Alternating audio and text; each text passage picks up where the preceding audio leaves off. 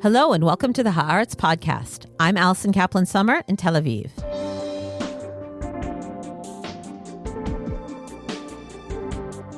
Israelis began their week with a bombshell, what is being characterized as a legal and political drama. Prime Minister Benjamin Netanyahu has spent much of the past decade as an accused criminal and is currently in court testifying in his corruption trial. After refusing to step down to pursue his legal battles, as have other Israeli leaders before him, Netanyahu has always insisted that he can continue to lead the country and defend himself in court, even when the country is at war. And now comes the news. Netanyahu has formally submitted a request for a pardon in his corruption trial to President Isaac Herzog. Under Israeli law, Herzog has the authority to pardon him. Here with me to talk about Netanyahu's request for a pardon, the chances that Herzog will agree to one, and the impact that this will have on Israeli politics and the delicate state of the ceasefire and agreement for a future arrangement in Gaza, is Haaretz senior columnist Dr. Dahlia Scheindlin. Our conversation is coming up.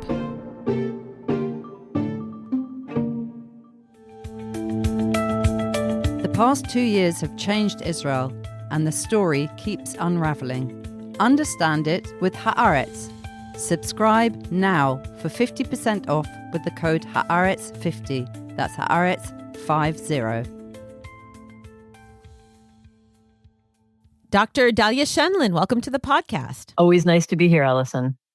Dahlia, about a month ago, a little more, on October 13th, President Donald Trump asked Herzog to pardon Prime Minister Benjamin Netanyahu in front of the entire Knesset when he visited in the fall in what was a surprise addition to his speech, which generated great enthusiasm among Netanyahu's supporters. Then about 2 weeks ago, on November 12th, Trump made it official. He formally wrote asking Herzog to, quote, fully pardon Benjamin Netanyahu. You know the trial better than many of us. You've actually sat in the courtroom. Even as we record today, Dahlia, the prime minister is testifying to the court. I'm wondering if you were surprised by the news that Netanyahu himself formally asked for a pardon. No, I don't think it was particularly surprising, although obviously nobody really knew exactly what he would do, how he would do it, what kind of a request it would be, or the timing. But I think that Netanyahu, he has really enjoyed over the course of these years taking these kind of self-contradictory positions. On the one hand, saying the entire process is political fabrication against him and a kind of plot to take him down. On the other hand, saying there was never anything, so there will never be anything, which doesn't translate very well into English, but basically saying there's nothing here, this is never going to come to fruition. And on the other hand, saying, I want to have this trial so that I can prove my innocence, and yet always doing what he can to get out of it. I mean, in court, we've seen how his lawyers are constantly asking to shorten the court sessions or cancel the court sessions for parts of the week. And there's always some excuse. Half the time, the excuses don't actually pan out. And so he has constantly tried to drag out the process and then accuse the whole process of taking too long, which is what he did in his request. Also, he said, it's going on for way too long and it will go on for years. And so he basically, on one hand, wants to completely delegitimize the process. And on the other hand, when he wasn't able to, somehow engineer an end to the process before this, either, there was lots of talk in earlier election phases about the possibility of trying to pass what Israelis call the French law, the immunity law, or appoint a sympathetic attorney general who would drop the charges. None of that happened. He got into this situation, and I think he finally decided that this is one of the weapons in the arsenal, so to speak, even though I don't love military metaphors. But certainly after Trump gave his speech in Knesset and, openly asked for it, I think that Netanyahu felt emboldened to move ahead with this particular approach, and also very conveniently knowing that it would completely take over the public debate and serve his general interest about keeping himself at the center of all public debate in Israel. Your thoughts on the timing, again, do you think it is at all related to what's being seen as this coalition destroying potentially crisis over the ultra-Orthodox demand for a law releasing yeshiva students from mandatory military service? Maybe the request is happening now to clear the decks before the election on the hopes that a Netanyahu who is not on trial has better chances to win. Does it mean an election sooner rather than later? Do you see any kind of political calculation in this timing? I'm sure there is a political calculation. It's a little bit hard to figure out exactly how to connect those dots. But it seems clear to me that Netanyahu has every interest, first of all, again, in distracting the public from the debates over the legislation to conscript the ultra-Orthodox in Israel, which, is already causing great, controversy even within the government. I also think there's a factor of keeping Israelis, focused on Netanyahu, which is his comfort zone, as opposed to what's going on in Gaza, which is essentially, even as he talks about trying to advance the disarmament of Hamas to end the war, is essentially an ongoing war intended for quite the opposite outcome, I think, to kind of continue Israel's presence there and never reach the next phase of the ceasefire. And it's, I think, notable in this context that Netanyahu, in the entire 111-page document of the request, but that his lawyers wrote, and his letter never mentioned October 7th, never. I mean, there's only a mention of the war itself, barely. And it's clear from what's not in there what he doesn't want the country to focus on and what he does want the country to focus on, which is, to the extent that the public debate revolves around him, he always has a core of people who support him. And I think he probably reads the last number of elections as realizing that as long as the debates are Bibi yes or no, then he has the potential to get the 64 seats that he got in 2022. So I do think there's a timing factor. I think that we should be a little careful about assuming we know exactly what his logic is on that. Benny Gantz said he's behaving like a firefighter who starts a fire and then demands protection money to put it out. There's been a lot of sort of mafia analogies made in terms of him saying the country is so divided. I need to spend my full attention on the country, reuniting it when it's been terribly torn apart. And everyone's pointing out, yeah, you're the one who's been tearing it apart. Most Israelis, I think, would love a deal where Netanyahu gets pardoned in exchange for going away. It seems more like Herzog is into negotiating a pardon in exchange for making the judicial coup go away, for making some of the things that Netanyahu has been behind doing go away. So, Dahlia, the $64,000 question on the pardon is, Herzog surely expected this, especially after the Trump statements and letter. What do you think he's going to do?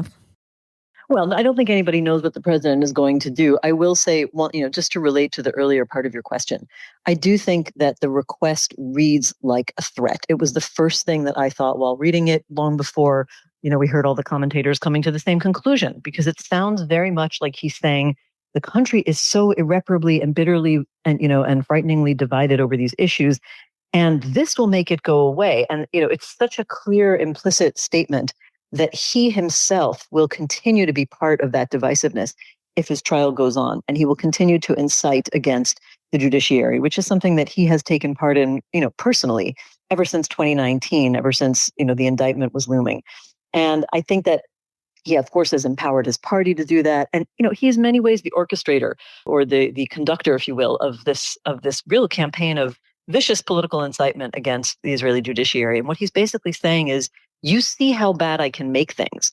This is what will happen and continue to happen if you don't end this. It really does read, it's a very severe statement. So I think that I just wanted to, clarify that when you say that, there's every reason to believe what Benny Gantz said. And, I think everybody's reading it that way. In terms of what the president will do, nobody knows. But I will say that what the president has demonstrated over the course of his presidency is that he has a tendency to try to bring the parties together, which sounds like a very good thing, right? He wants to kind of forge dialogue and reach a middle ground. But it's not necessarily a good thing if the starting points, at least of one side, are very, very extreme. If you get to a middle ground when one side is taking such extreme positions, your middle ground is going to be something pretty extreme too. And that's my reading of how Herzog was dealing with the attempted negotiations between the government and representatives of the pro-democracy community during 2023, when there were debates over how to reach a compromise over the judicial overhaul.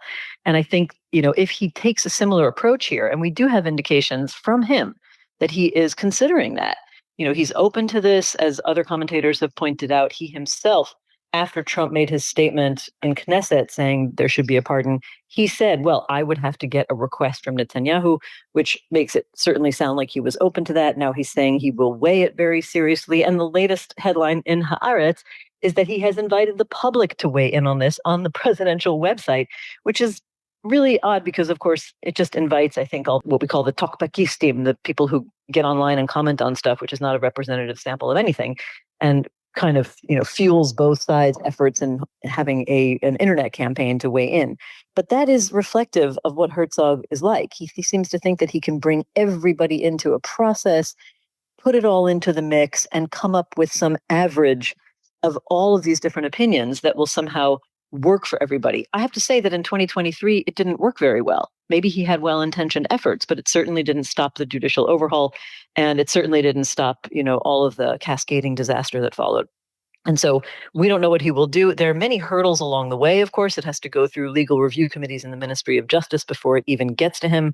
Then I think there's going to be a negotiation, right? Netanyahu started off with this very severe position of saying, I want a full pardon, no admission of guilt, no leaving my office, just I want a complete pardon, which is probably not going to be the case. So there will be probably some sort of negotiation. And then it would have to get through the Supreme Court if there are petitions against it. So there are lots of pitfalls along the way. I don't think he's just going to get the pardon and then run in the next elections as a free man, although anything is possible because, we've seen so many unprecedented aspects of life over the last number of years. I can't help but think of a parallel to the demands for a commission of inquiry into the failures of October 7th, which Netanyahu at first said will happen after the war. Now we're presumably sort of after the war, and obviously he's still fighting it tooth and nail. The issues of accountability, the issues of, I don't want to say being pardoned or just let's put the past in the past and, move on and forget it. And I keep thinking if there's a pardon for these kind of crimes, if there's a lack of accountability for these crimes, will there waft over the next election sort of an atmosphere of putting the past behind us? Or do you think the two things are not comparable at all? I don't know if they're not comparable. I think they both reflect a sense that Netanyahu himself, that anything he does by definition, because it's him, there bears no accountability. That whatever he does, whatever he's responsible for, when he was in power, whatever happened, it gets a free pass. It basically, I think that if he were to get a full pardon the way he has requested, it would make a joke out of the law. It would mean that the law and the legal institutions in Israel really have no meaning. They are a kind of a circus or ritualistic kind of window dressing, an ersatz democracy. Now, if the same kind of approach is applied to the idea of accountability for October 7th, I think what you're going to see is a deepening of what is already a very deep breach of the social contract between citizens and the state. I mean, it's very hard to characterize the entire Israeli population, but what we know from survey after survey is that the vast majority of Israelis want an independent commission of inquiry for October 7th. And I think that whether it's 60 or 80%, that's the range of people who regularly say that they want an independent state commission of inquiry.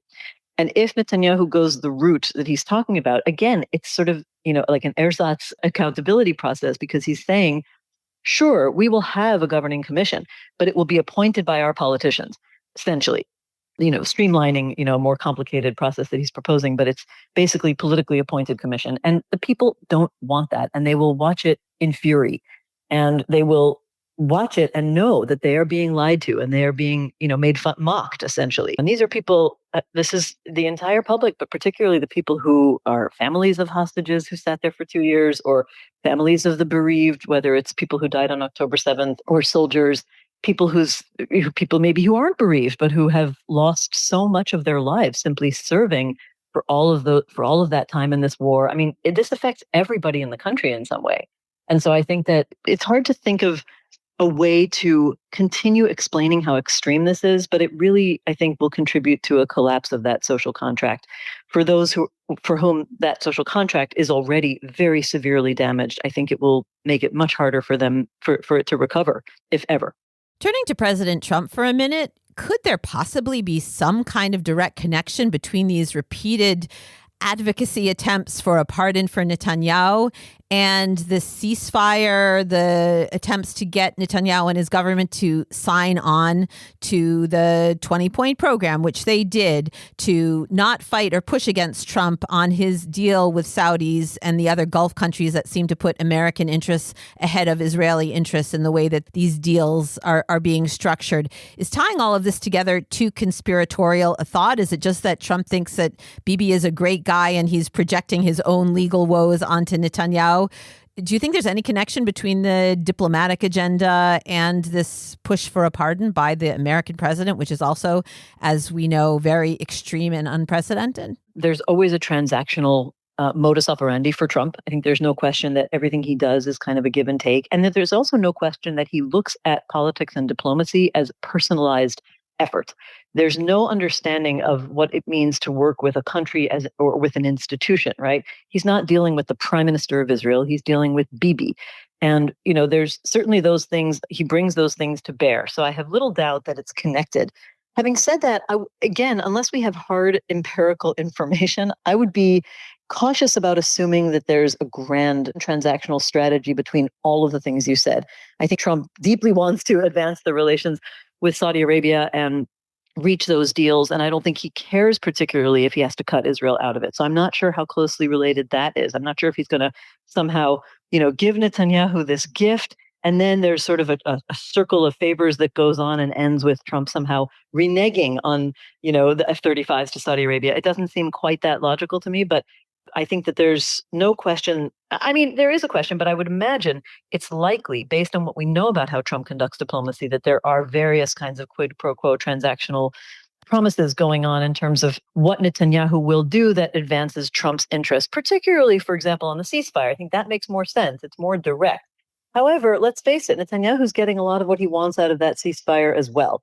So far, there is no second stage. There is still no international force. The ceasefire is barely a ceasefire because Israel is constantly undertaking attacks in Gaza, and the war is not over. The IDF is still sitting there in over half of the territory from Gaza with no timeline for withdrawal. So let's not assume that Netanyahu is giving up a great deal here exactly on the Gaza front. Well, let's talk about the Gaza front. And in general, let's turn to some of these important issues that Netanyahu seems bent on distracting us from and preventing us from discussing: the future of Gaza, the occupation, the Israeli-Palestinian conflict in general.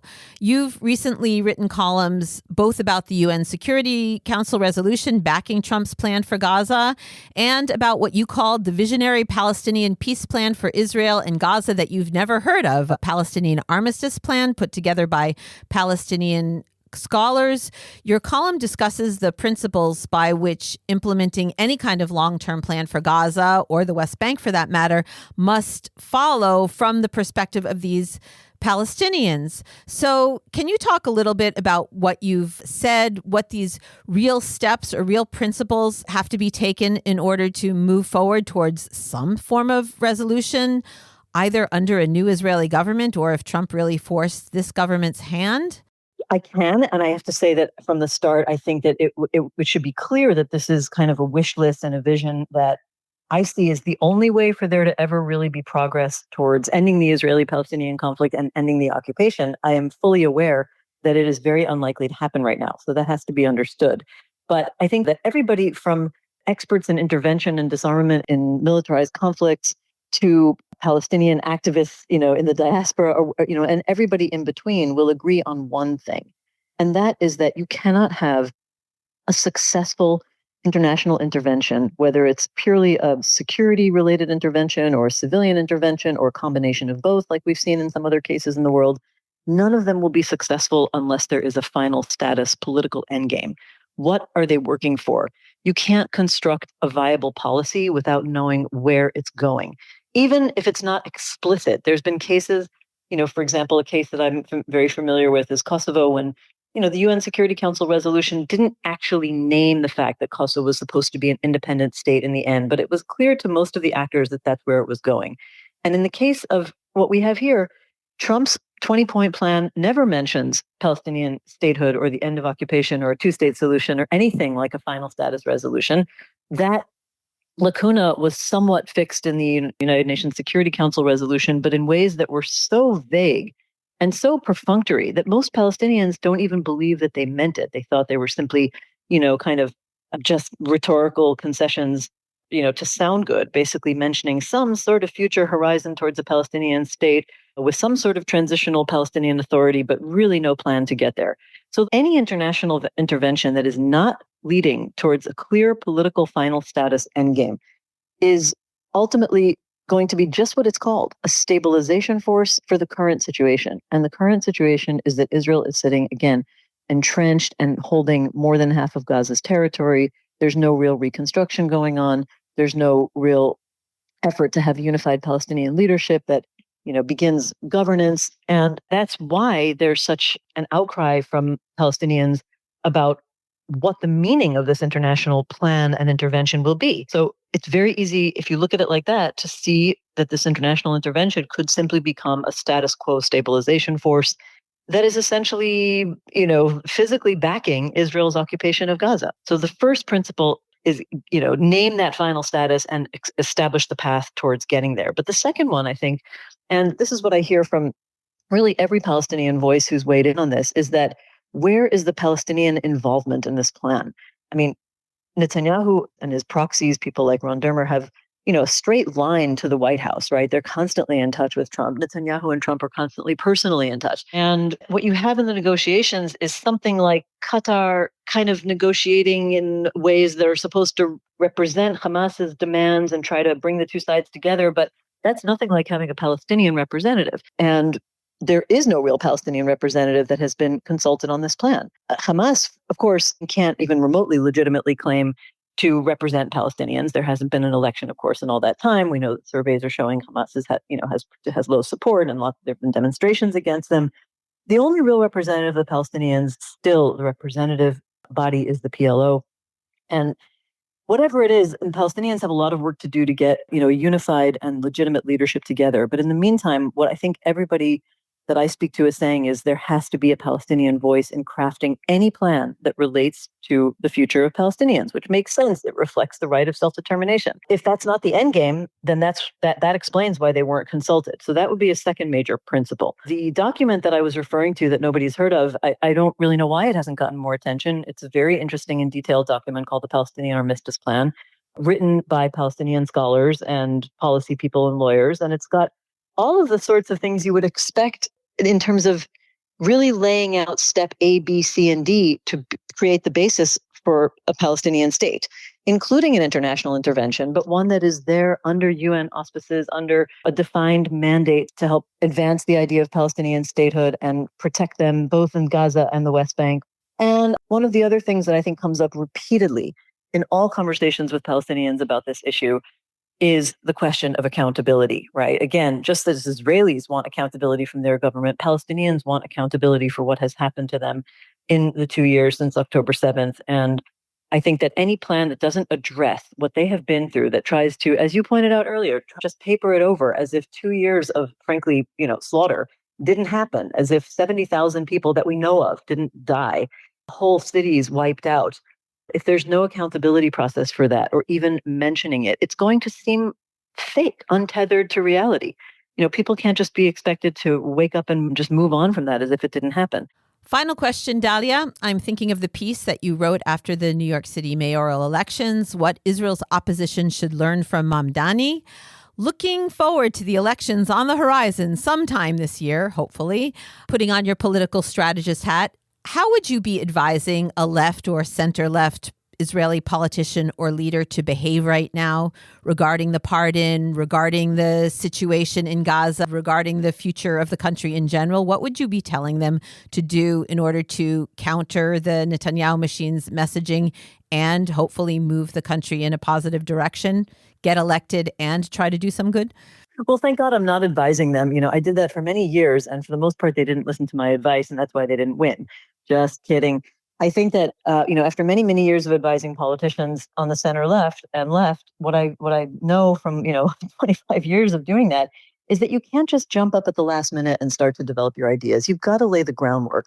And I have to say, the right wing has done this very methodically over the course of the years. When you think about how many years they invested in methodically hacking away at the legitimacy of the judiciary, for example. Never mind that it all blew up in their faces, but the point is that is a better way to do it. And they did win elections, time after time. Now, you're asking me what politicians should do now. They should have been building their strategy, for years. And I think that if they had done that, what they should have done is propose an actual fundamentally different, vision for the country, an alternative path forward out of the cyclical cycles of bloodshedding and escalation and the ongoing occupation policies that create conditions that are totally untenable for anybody who wants peace and stability in the region that will always fuel cycles of bloodshed. Now, nobody wants to do that because they're always looking within, at the possibility of the next poll, literally the next television poll, will it flatter them or not? And to get that result, they're running after the right. Now, it's one thing to strategically say, yes, we're a centrist party and we want to prize some voters away from, the right-wing bloc. That's a legitimate strategy.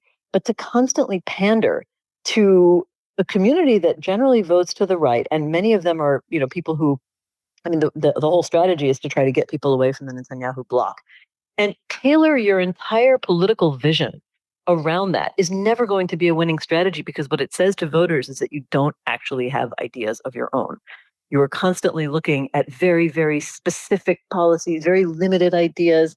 You're basically making your political plan in fear and not out of any sort of true understanding of what you propose Israel do differently from all of these years. And the public has a great amount of criticism of what Netanyahu has been doing all these years. Maybe it's a little too late, right? But now Israelis are realizing how Netanyahu tried to manage the conflict, never resolve it, never reach anything like an end to occupation, of course, because he's ideologically opposed to Palestinian statehood, cultivate Hamas, allow and enable the money that supported Hamas as part of his strategy that Israel could just live like this forever and gain all the benefits from regional normalization, while never resolving the issue of, the Palestinians who are part of this land. And, there's a lot of room for making a completely different case that Israel doesn't have to live with this fate of constant ongoing wars, global, opprobrium and isolation. And there is a different pathway forward, that negotiations have been frozen for over a decade. There are renewed and revitalized plans for how to implement a two-state solution in a better and more optimistic and more feasible way. There is regional backing for such a plan. That's what will really open Israel's horizons. And nobody will say that because they're just too scared, or they just don't have that vision, or they can't, or they really don't believe in it. But what are they offering? Ultimately, what they've been offering is some version of, we could do Netanyahu better than Netanyahu. And that's a failing strategy. Now, it's true that Netanyahu seems to have hit a ceiling in polls for at least, for about a year and a half now. He has, in all credible polls, the opposition is winning the election. So that seems to contradict what I'm saying. But it's never really enough. In other words, they are too divided to create a coalition, especially, I think another thing that they really need to be doing is legitimizing the idea of building a coalition with Arab parties. That's the mechanism by which you can form a government if you're part of the opposition.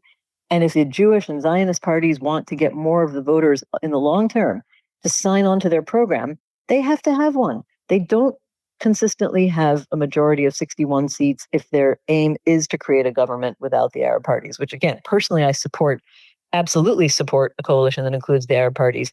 But if they want to really create, I think, a sea change in how the Israeli voters who are still supporting Netanyahu and his coalition, understand the prospects for this country, they need to offer something compelling, and they have not done it. Well, Dahlia, I hope they appreciate the free advice that we're giving them right now. Anyone who wants to hear more about the fascinating commentary and analysis you've offered should go to Haaretz.com and read your wonderful columns. Dr. Dahlia Scheindlin, columnist for Haaretz. Thank you so, so much for coming on the podcast. Thank you, as always, for having me.